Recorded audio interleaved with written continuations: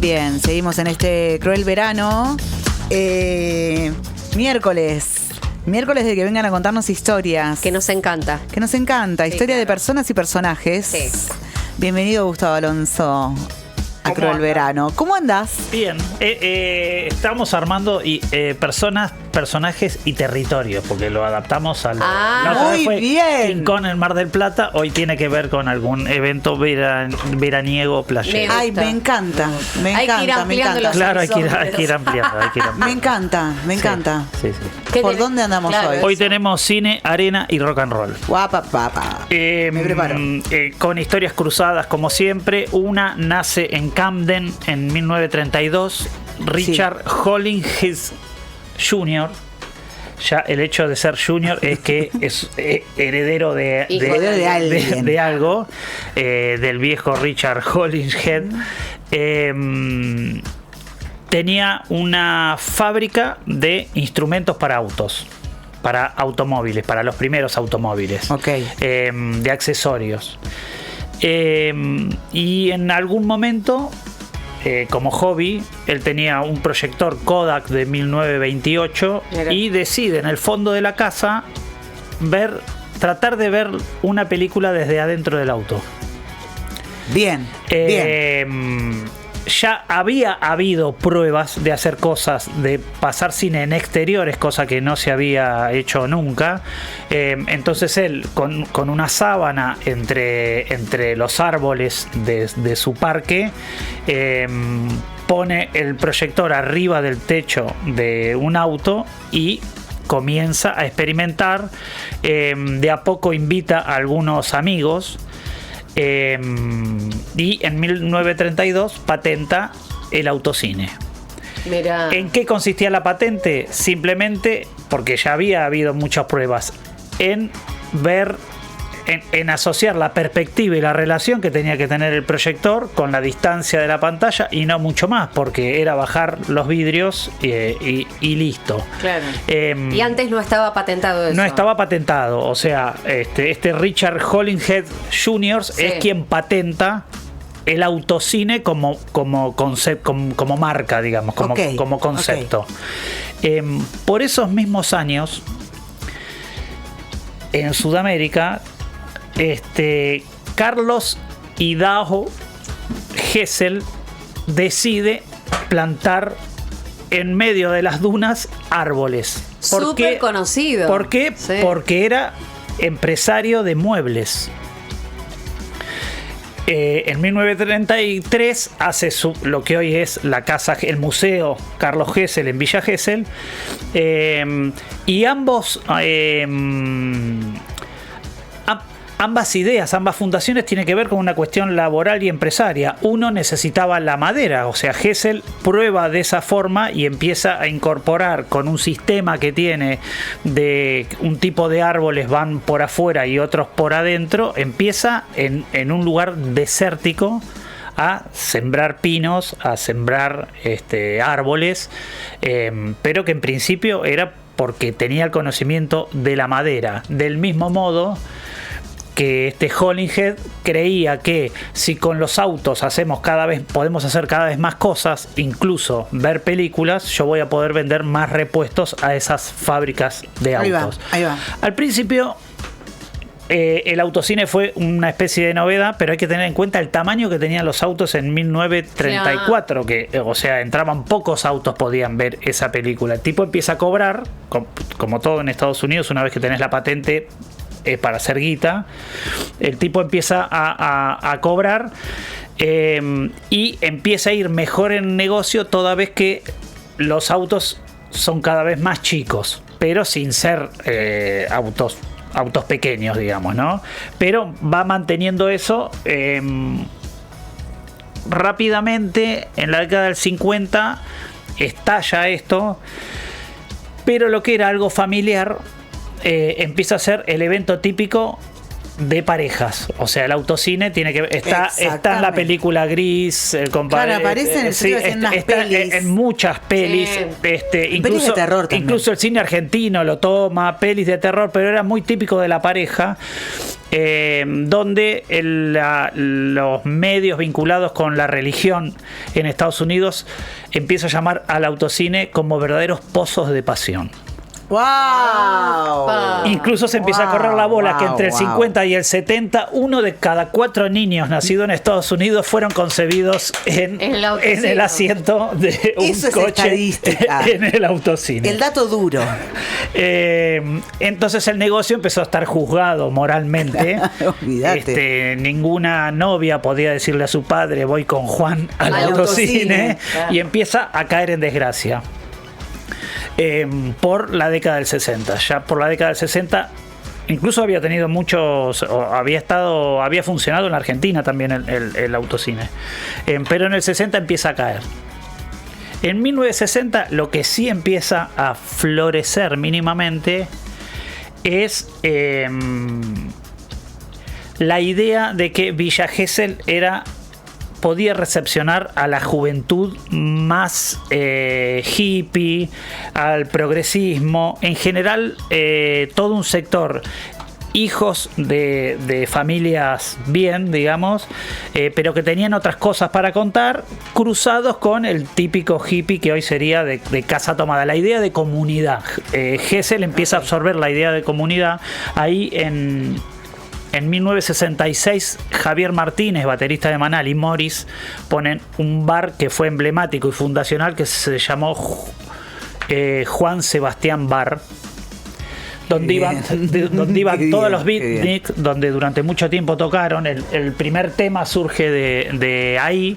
Ahí es donde Morris compone Rebelde, que es el primer éxito del rock en español, digamos, en argentino, del rock nacional.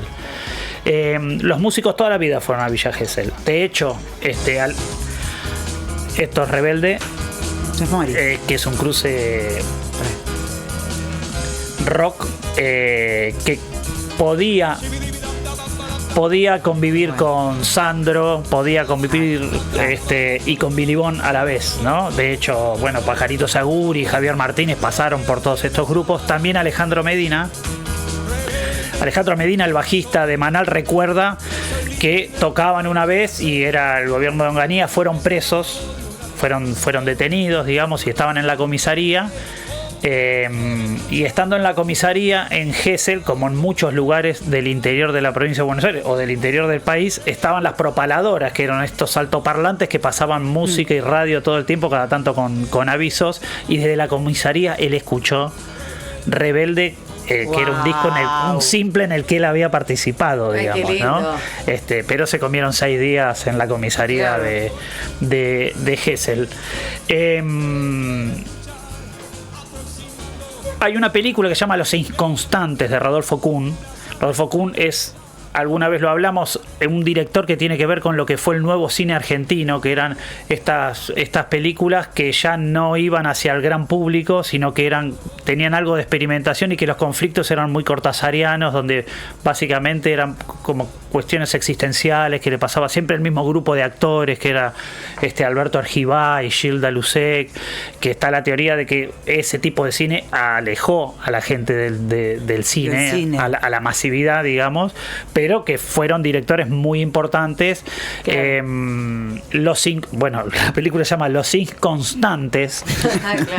Claro. Y dice, al pie del afiche, filmado en Villa Gesell, o sea, ya pasaba a ser una locación emblemática, claro, donde ese grupo de jóvenes, a los que no le pasaba nada cuando vivían en Barrio Norte, tampoco les pasaba nada en Gesell, no es que pero era como un ambiente que podía, claro, ser receptivo de eso. Pero Gesell sí tiene una cuestión emblemática con el mundo del cine, que es que aloja, en el 72 en la Argentina se crean las primeras jornadas de cine y video independiente, un CIPAR, que es el cine de paso reducido. Esto es el cine en Super 8.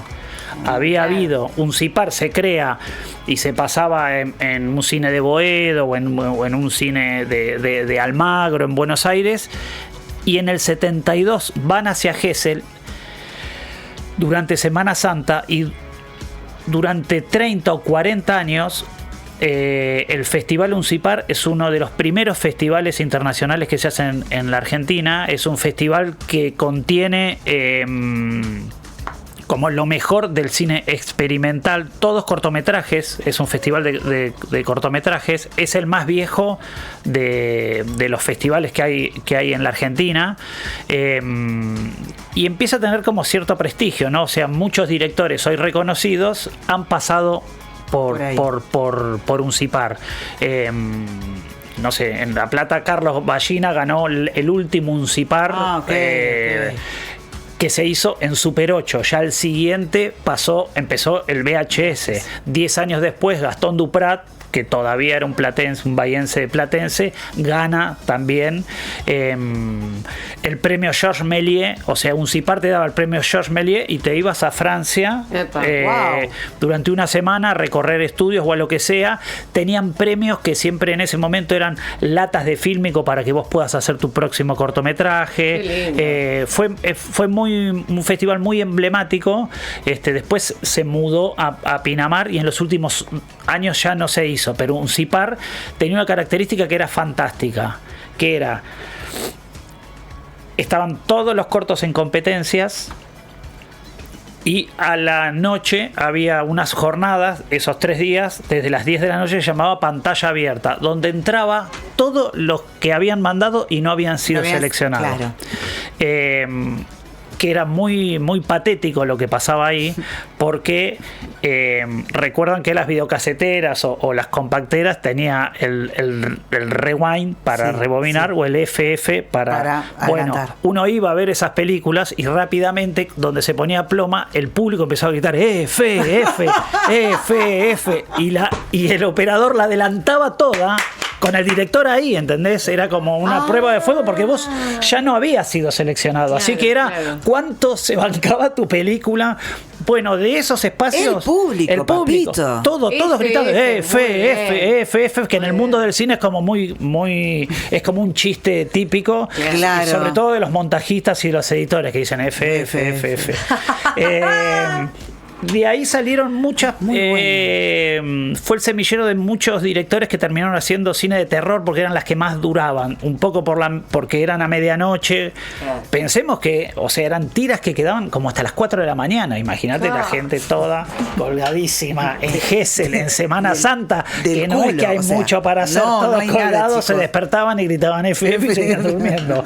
Era una cosa, durante años fue una cosa muy. Qué hermoso. Qué mística, ¿no? Hasta que lo declararon políticamente incorrecto en algún momento y ya se cortó. Uno de los primeros ganadores fue en 1984 Fernando Spinner, que dirige Testigo en Cadena, un cortometraje que hace él. Fernando Spinner es de Villa Gesell, sus padres eran los dueños de la farmacia de Gesell. La farmacia Spinner era como la farmacia de Gesell. Y en el 87 dirige su corto Balada para un Kaiser Carabela, protagonizado por Luis Alberto Spinetta. Mira.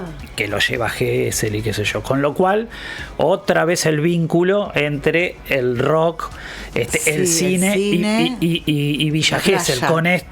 Con esta cosa tan emblemática, que después Fernando Spinner inmediatamente después dirige Ciudad de Pobres Corazones, un largometraje sobre el disco de Fito, y ya después dirige Bajamar, que es como una miniserie, una gran miniserie, el Twin Peaks argentino, con Urda Pilleta, Norman Brisky, Germán Palacio, Leo Baraglia, una cosa policial en el invierno gesellino. O sea, es realmente su escenario que mantiene hasta hoy. Ahora tienen cartel en el Malva Weser, que es de la trilogía de La Boya, que son los documentales que hace él vinculado con su condición de inmigrante, de judío, que llega a esas playas, la tradición familiar y el mar como constante.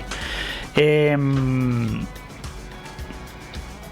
algún momento se tiene que cuidar, se tiene que cruzar la historia de aquel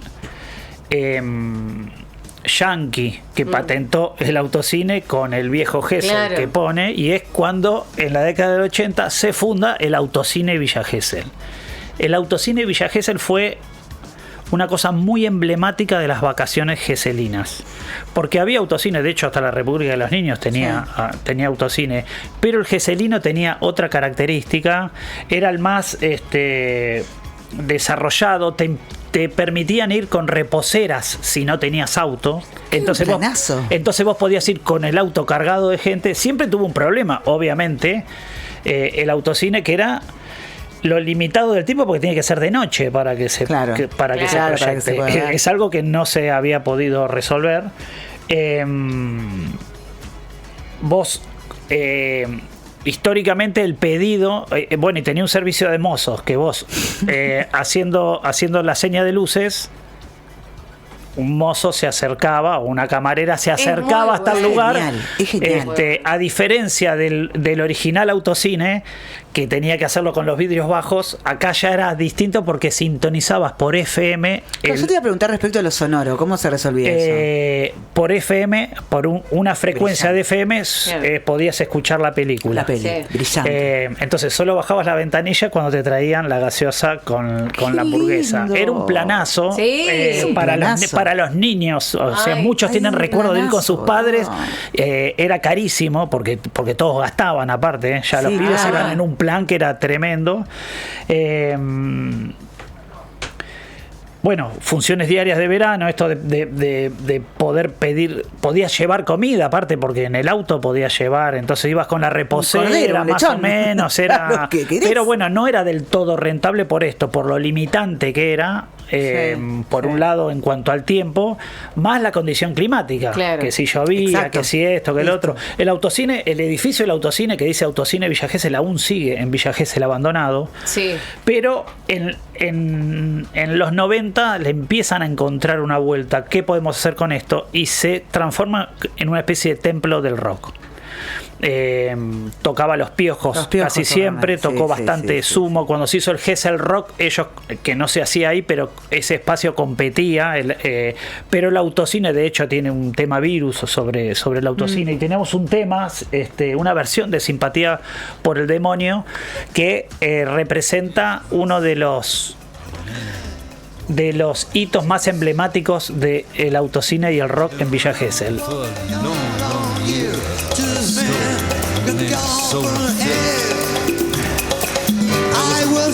Esta es una de las bandas de Charly García, de las tantas.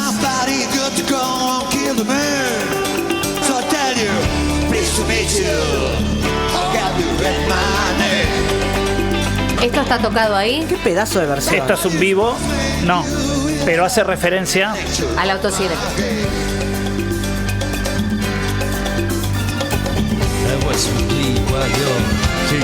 Esto es el 20 de enero de 1996.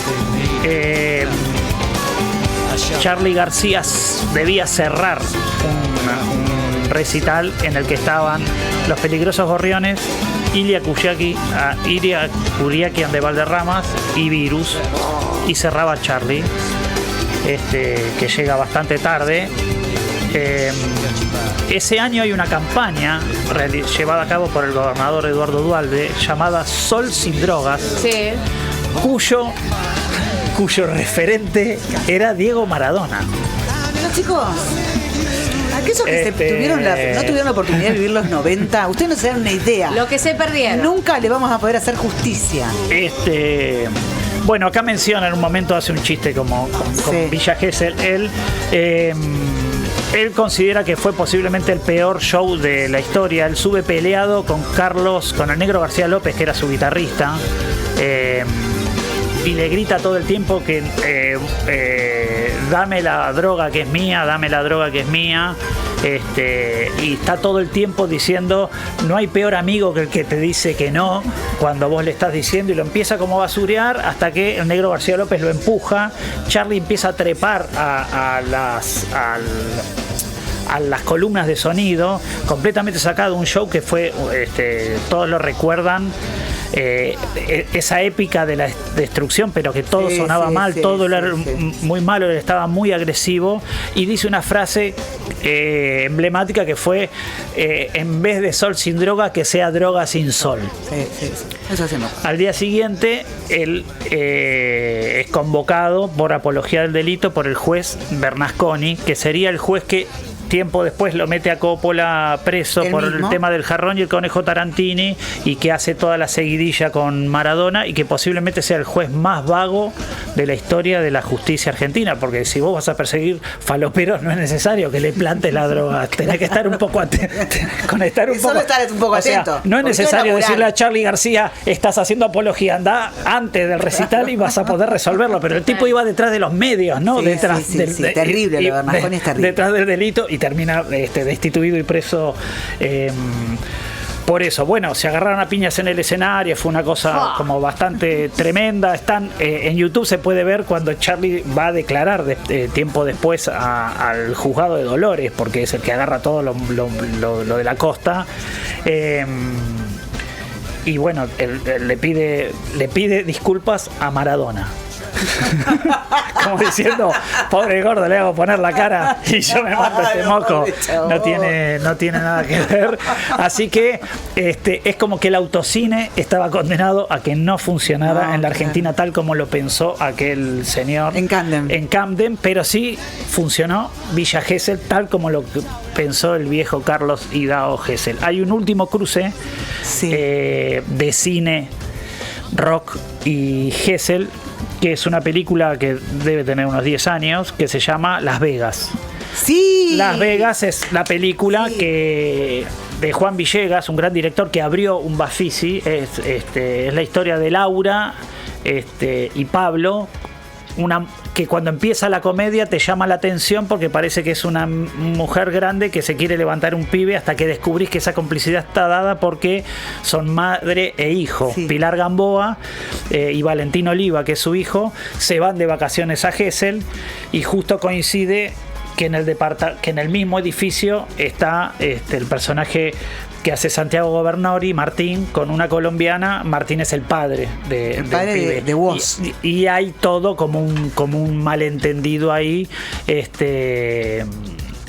No era tan conocido todavía. Claro. Valentín Oliva había ganado, o sea, como Woz había ganado las riñas de gallos y qué sé yo, pero todavía no era del todo conocido. Pero justo es una película que hace síntesis porque tiene una mega estrella de rock hoy.